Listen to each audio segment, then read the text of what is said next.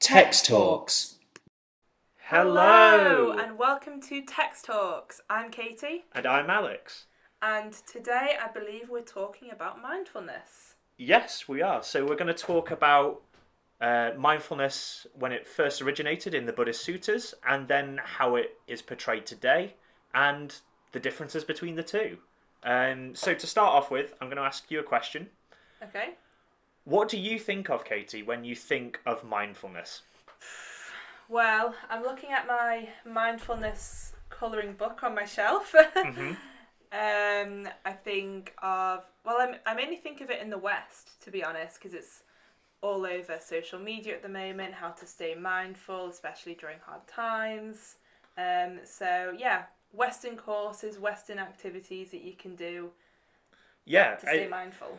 And it's kind of seen as a cool thing to do now, isn't it? In a lot of ways, to be sat and just be mindful of, an activity, or to go for a walk and being mindful. It's got this trendiness to it. It does, yeah, and I think it ties in with other like yoga movements and things like that that really focus on well-being and how to kind of protect yourself and how to stay calm and content in a crazy world. Yeah, and I mean there's a lot to be said about that, and I'm not going to go into the Orientalism of it too much today, because we're still living in this world where the ideas from the mystic East can save us, when actually we've got to be really careful of where these ideas have come from and who's producing them, what parts of a tradition they've taken from.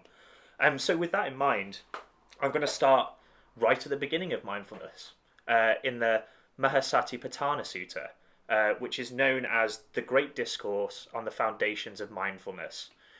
So this is in the Digha Nikaya, which is one of the oldest Buddhist texts, and is now today used in the Theravada tradition, but Mahayana tradition also used it as a foundation from which to create their own ideas towards mindfulness, meditation, and so on.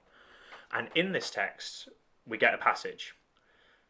He trains himself, thinking, I will breathe in, conscious of the whole body. He trains himself, thinking, I will breathe out, conscious of the whole body.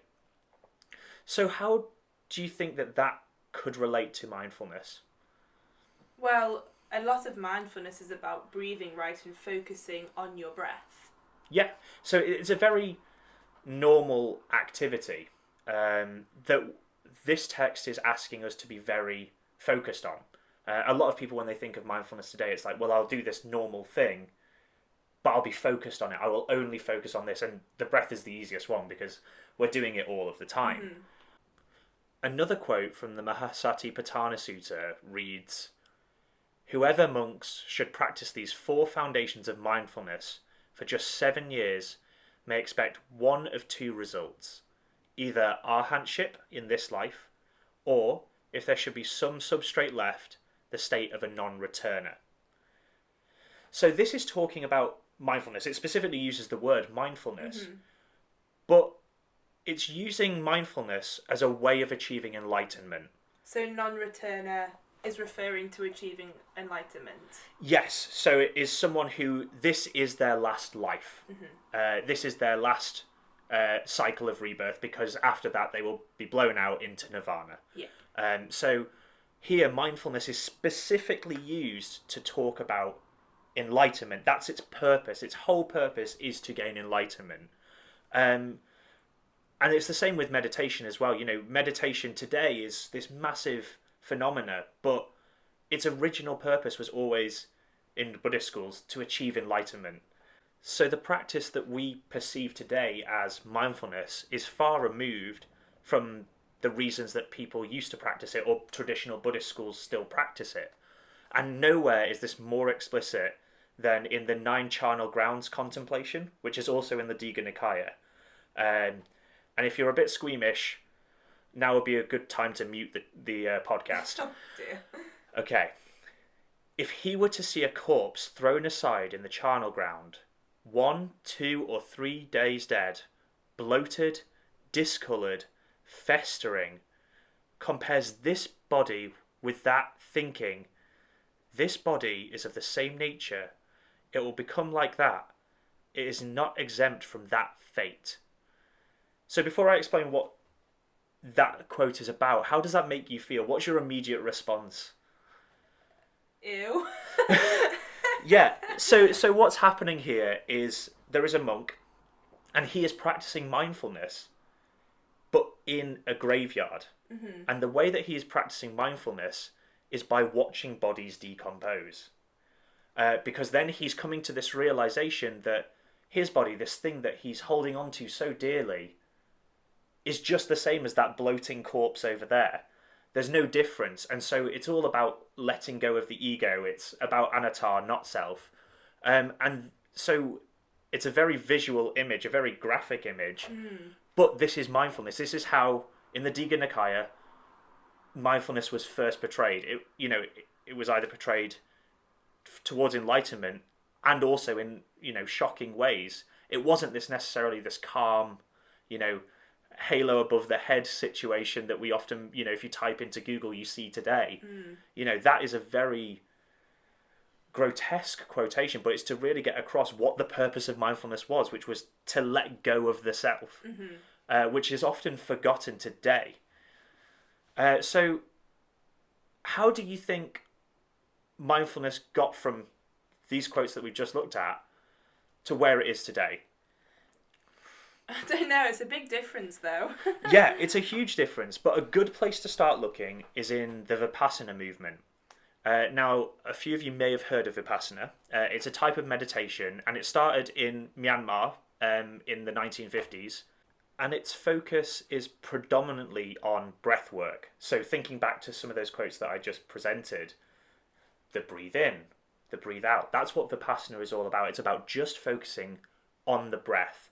And then it's about your personal experience when all you do for days on end is just experience your breath, living with your own thoughts trying to creep into your mind. You might be bored, you might be tired, but all the time just focusing on the breath, in and out. And this is a massive phenomena today. It's surged since the 1950s to the point where there's so many retreats globally. And in these kind of retreats, you give up your phone. You give up books. You give up literally everything. The idea is there is no real stimulus around you, and you sit in your room, which is bare, and are just sat with yourself for up to 10 days. And okay, you can go into food halls, etc., with everyone else who's on the retreat, but you can't even speak to them. The idea being that you're so mindful of your own experience of yourself that you realize that self maybe doesn't exist. That's anatta, the not self principle.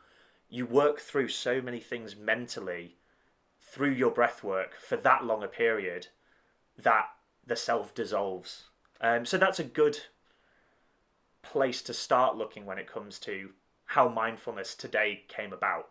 Well, yeah, that sounds quite similar to the sort of experiences people can have nowadays where they go away and they give up all their possessions for, even if it's just for a few days, just to experience that, taking a vow of silence and just staying with yourself for a few days. Yeah, and it's not exclusive to Vipassana or to Buddhism either. You can go on yoga retreats now. You can go on, some people might even consider a walking retreat, or a walking holiday where they're out in nature for 4 days with no mobile service, things like that. People today are craving that kind of experience, and so you can see why Vipassana really did take off, because it gives you that detachment from everything that you think you need in life right now. Another major promoter of mindfulness, and is in a lot of course specifications, is Thich Nhat Hanh. And he has been promoting mindfulness since the 1970s. So he is a Vietnamese Zen monk who is very famous for a lot of different reasons, but in particular talking about Buddhism and its relationship with the environment. And he has published so many different books. and a lot of them are on mindfulness. So, for example, he's talked about the mindfulness of walking. So this is where you will pick a route and just walk and focus on every single aspect of your feet as you walk. So how is it that does your heel touch the ground first? Does your toe touch the ground first? Where's the pressure? And he talks you through that whole process so that all you're doing in this mindfulness walking is focusing on this one thing, and that is how are the feet experiencing the walk. Another thing that he promotes is mindfulness in eating.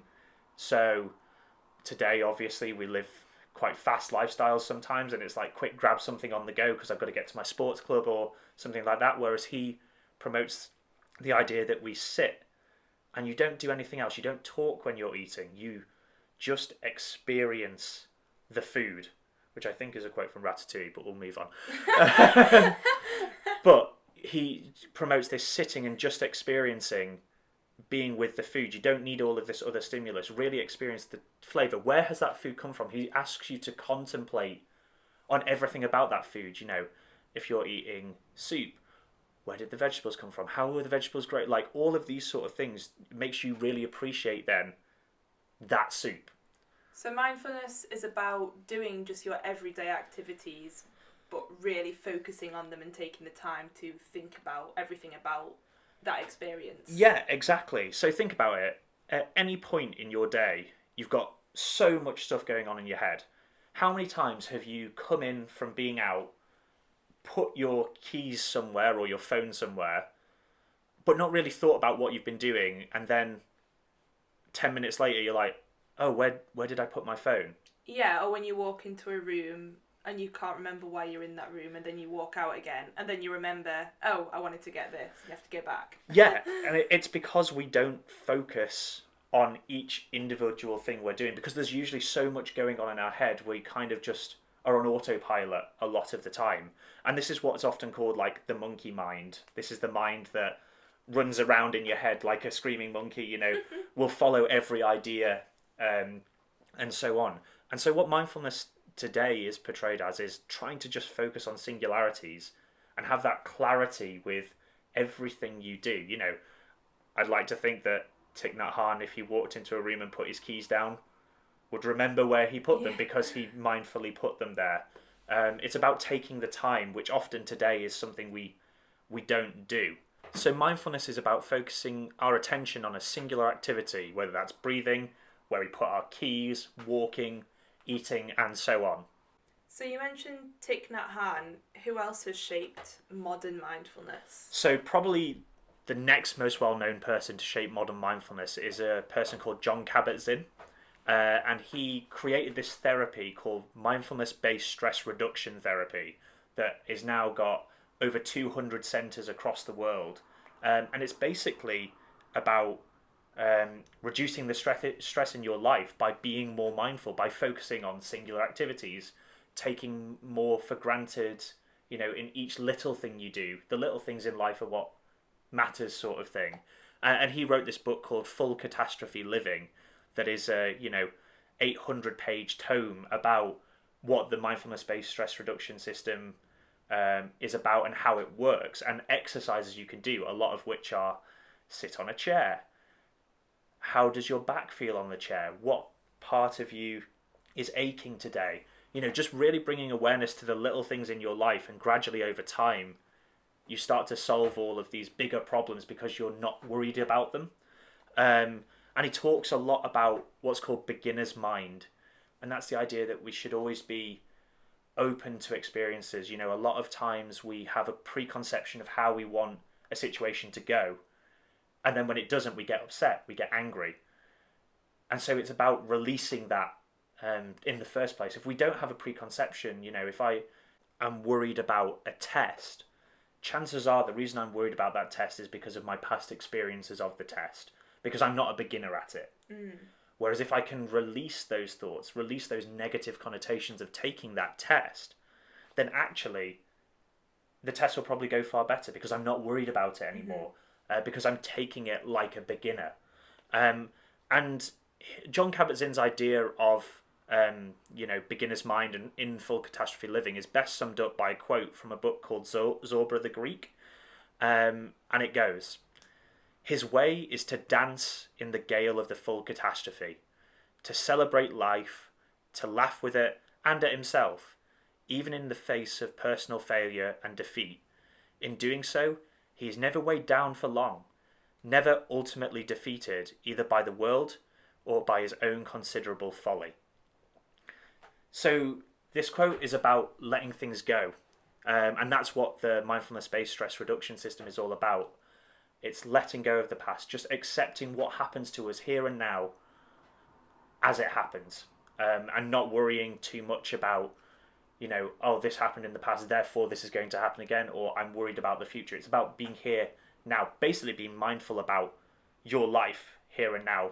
So in some ways it's a bit different from Thich Nhat Hanh, because he focuses on the singularities, whereas kabat-zinn is more like, just accept the experiences that happen to you. They are going to shape you one way or the other.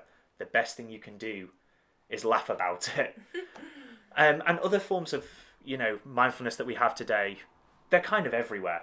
I'm sure a lot of listeners will have heard of the Headspace app, which has, surged in recent years. There's also the .B Mindfulness in Schools program, where people go into schools and teach mindfulness to primary school, secondary school kids, as a way of relaxing them, as a way of getting them to just focus on themselves for a bit, not worrying about grades, etc. There's also the Mindfulness Association, which is a massive group and operates, especially in the north of England, a lot of its programs out of Samye Ling, which is a Tibetan Buddhist monastery up in Lockerbie. And then finally, coming back around to that example that you brought to us at the start, there's mindfulness colouring books, and they're everywhere now. Yeah. I don't know, can you think of any other examples? I mean, there's tons out there. But my question then is, why do you think that mindfulness has become so successful? Well, I think you touched upon it earlier when you said we live such fast lives now, and there's always so much going on, and everyone has got a lot of different things to cover in a day. Go from either in school or work, and then you have to go home. If you're a student, you might have a job, and then you also want to see your friends, but also spend time with your family, and then do your chores, do your homework. The list goes on, and it's really hard to not think about everything all the time. And I know a lot of people, including myself, struggle to go to sleep at night because you just have to try and stop your brain from thinking about 10 different things at once. So I can completely see why there's a desire to, if someone says there's this thing called mindfulness that makes your brain slow down, and it means that you only think about one thing rather than 10 things, that's appealing. Yeah, and I think that's because of the world in which we now live. Mindfulness today, as I showed at the start, is very different from mindfulness in the Buddhist suttas. It's become secularized, so kind of all traces of enlightenment have been removed from the idea of mindfulness. It's been commodified, so it's been turned into a product that can be sold. I mean, Headspace offers some things for free, but not most courses. Mindfulness colouring books, someone is making money out of them. So it's become commodified. And so I think it's part of this wider system that we now live in, this fast capitalist lifestyle. And that's also why it's so appealing, because it's asking us to slow down. It does cause an ethical issue, I think, though. It's almost like it's part of a capitalist system, and it's making money of other people suffering from the capitalist system. And so it kind of self-perpetuates, yeah. Yeah, and I'm not saying here that modern mindfulness is bad. I think it has a lot of good to do in the world. It really does help people, and people like Jon Kabat-Zinn and the mindfulness-based stress reduction system has done so much good for so many people. But there are still those who are earning money out of mindfulness now. So not only has mindfulness changed, and often people don't give credit to the original Buddhist mindfulness, but then people are also financially benefiting from it, which I think causes an ethical problem when we discuss mindfulness that people should be at least aware of, and then you can draw your own conclusions from that. Very similar to the debates around yoga and how it's used, especially in the West in modern day, and how it's become very far removed from the ancient Indian texts which it came from and the ancient Indian tradition, and it's just something to move forward with sensitivity and perhaps learn a bit more about the ancient tradition and how it's best used now today to help each and every person. Yeah, exactly. I think the thing to get from all this is that mindfulness has changed, but it still has a lot to offer us. But like you say, we should be more sensitive potentially about where we've got these ideas of mindfulness from, so that we may even get more out of them today. Great, that's really, really interesting and definitely given me a lot to think about. Thank you, Alex. So that's it for today. If you got any questions about any of this or want to give us any feedback, please get in touch. You can contact us on Facebook at Text Talks or Twitter at Text Talks 1. Yeah, thank you very much for listening.